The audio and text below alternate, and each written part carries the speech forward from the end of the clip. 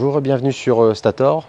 Aujourd'hui, c'est une vidéo un petit peu différente de ce qu'on fait d'habitude. C'est pas un essai de véhicule, c'est un essai de chargeur. Donc aujourd'hui, on est chez Gaïa qui nous a proposé de tester le Juice Booster avec la participation d'Electrocaire, l'association Electrocaire. Les liens sont dans la description. On va vous proposer l'essai grâce à Gaïa dans leurs locaux de la P17 en triphasé. Donc on peut charger jusqu'à 22 kW avec le Juice Booster. Le véhicule que je vois aujourd'hui permet de charger jusqu'à 11 kW, donc ça nous permettra déjà d'avoir un bel aperçu de la capacité de charge du Juice Booster sur du triphasé. On testera ensuite les deux options qui sont proposées, la T2, donc sur une borne standard on va dire, et la charge en monophasé jusqu'à 32 A. Ça je le ferai hors locaux, comme ça permettra de voir en mobilité avec le Juice Booster ce que ça donne, et sur du Schuko évidemment. On se retrouve tout de suite. Donc on est devant le pack Juice Booster qui est disponible chez Gaïa Réunion. Les tarifs sont sur leur page, je mettrai un lien en description. Donc la présentation de la boîte du Juice Booster. Donc on a la mallette avec 3 bandes de velcro au dos, ce qui permet de fixer au coffre de la voiture et ça bouge plus une fois que c'est scratché. D'origine, elle sera livrée avec le chargeur, donc la T2. Hop. Il y a aussi une chose à savoir, c'est que la Juice Booster 2 intègre le différentiel et les protections électriques. Le Juice Booster en lui-même, qui est vraiment léger, franchement, c'est très bien construit, très solide. On sent que c'est robuste. Et bien sûr ici, l'autre partie avec le petit point qui permet d'ancrer et de fixer correctement. Donc ça permet d'aligner les points d'ancrage et de faire bien connecter les deux côtés, donc avec chaque adaptateur. Donc là, ce qui nous intéresse en priorité pour le particulier et à domicile, et que dans l'adaptateur de la Schuko, il y a des capteurs de chaleur pour protéger l'installation et éviter les surchauffes.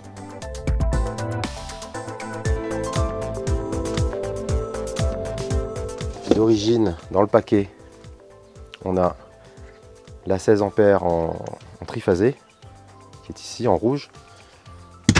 Et en option, vous pouvez avoir également ce qui nous intéresse ici. On va mettre le cache pour l'instant. La 32 A monophasé, donc c'est celle-là qu'on teste aujourd'hui.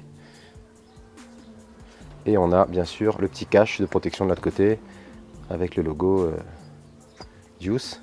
Donc je vais vous montrer l'alignement. Donc le point orange ici et le point orange ici. Une fois que les deux sont bien alignés, ça se connecte et ça se verrouille. Ici on peut placer le petit cadenas, la sécurité, pour empêcher justement de déconnecter intempestivement le système de blocage et de partir avec. Quelqu'un pourrait partir avec ça en fait. Donc là ce qu'on fait, on verrouille ça, on installe le petit cadenas ici et on est sécurisé. On est sûr que personne ne partira avec. Donc là, et pour déconnecter, on tire dessus et on entend bien le clac de connexion. Donc voilà, on a celle-ci donc. Et l'autre prise qu'on pourra tester plus tard également, c'est celle-ci qui permet de transformer le Juice Booster en câble T2.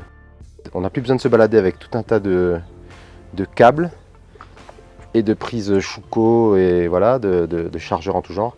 La Juice Booster, elle fait tout. Donc pareil, on branche ça là. Une fois que c'est aligné, hop, ça se connecte. Et là, la Juice Booster devient un câble T2. On peut le brancher sur une borne et profiter de la puissance maximum. Alors, dans la mallette du Juice Booster, évidemment, vous avez cette petite enveloppe, le livret d'accueil, on va dire, dans lequel on a la notice utilisateur.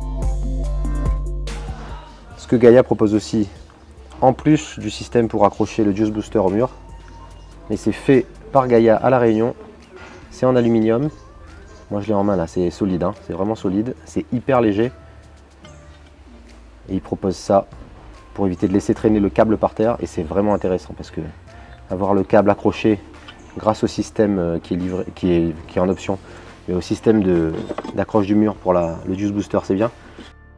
Là, avoir ça en plus pour enrouler le câble, ça fait une sécurité supplémentaire et ça évite de se prendre les pieds dans le câble.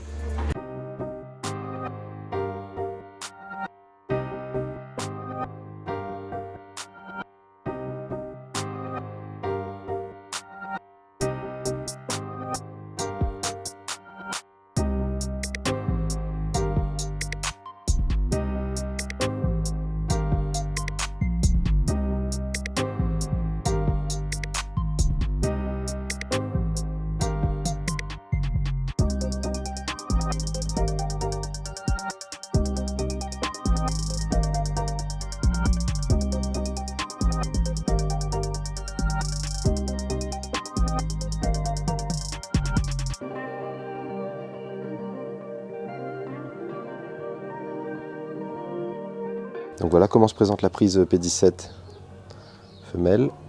Donc c'est du 32 ampères en monophasé. Et c'est ce que j'utilise depuis 2 ans maintenant à domicile. Donc voilà, il y a l'initialisation du système. Donc là vous voyez, il a détecté qu'on était en 32 ampères sur le système que moi j'ai déjà à domicile. Et ici vous pouvez choisir 32, 25, 20, 16, 13, 10, 8 et 6. Donc ça fait une grande plage de réglage. Donc là, une fois que j'ai sélectionné 6 par exemple, là il est en 6. Si je branche maintenant, il va charger en 6 ampères et puis il va mettre le temps qu'il faut, quoi. Donc là évidemment le but c'est de tester en 32 ampères à domicile, et puis on fera 1 ou 2 autres tests avec je sais pas, 13 ampères par exemple, parce que c'est une prise Schuko, mais en général moi par exemple, en général je suis entre 20 et 24 ampères sur mon système actuel. C'est parti.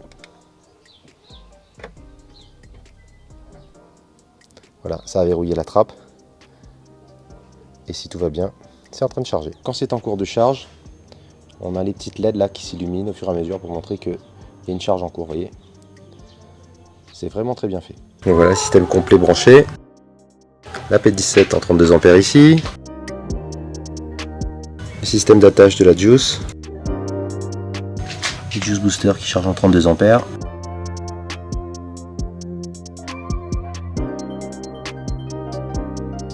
Et la T2 qui est branchée à la voiture, qui est en charge. Donc voilà, on est en 7 kg, hein, en monophasé 32 ampères. Je vais changer le réglage pour voir ce qui se passe. Et puis on verra si ça correspond. Ce qu'on fait maintenant, on va tester un autre réglage, par exemple en 20. Bon, je vous dis ce que j'utilise généralement, je laisse la voiture brancher quelques heures. Donc là on est en 20 ampères. Donc on va voir ce qui se passe normalement à ces 4,7. Là voilà, on est à 4,3 kW. Mais ce qui est intéressant, c'est justement de pouvoir faire ces petits réglages là. Donc là j'ai préparé la Juice Booster 2 pour être utilisée comme un câble de type 2 sur une borne publique. Voilà, qui délivre 22 kW. Donc là le Juice Booster il est prêt. J'ai déjà attaché les câbles parce qu'avec une main c'est vraiment pas possible sinon. Donc là vous voyez, c'est l'embout qui ira sur la borne. Et là c'est le T2 qui ira sur la voiture ensuite. Voilà, donc le Juice Booster 2 a été transformé en câble de type 2. Ça charge. La borne elle délivre 22 kg. Là sur ce véhicule c'est 11 kW max en charge pour alternatif. Et voilà, donc la voiture elle prend 11,2 kW avec le système branché comme un câble T2 finalement. Donc c'est vraiment le côté très pratique.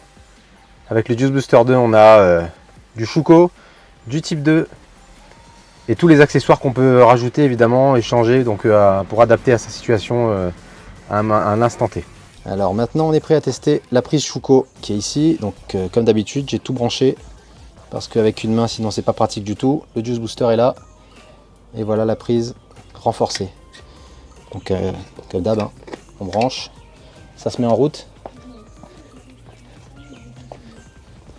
Donc là il a sélectionné ce que la prise peut délivrer de plus fort, donc du 13 ampères ici. comme d'habitude, on peut choisir moins si on le souhaite, mais jamais plus. Donc la protection est très bien faite. On ne peut pas aller au-delà.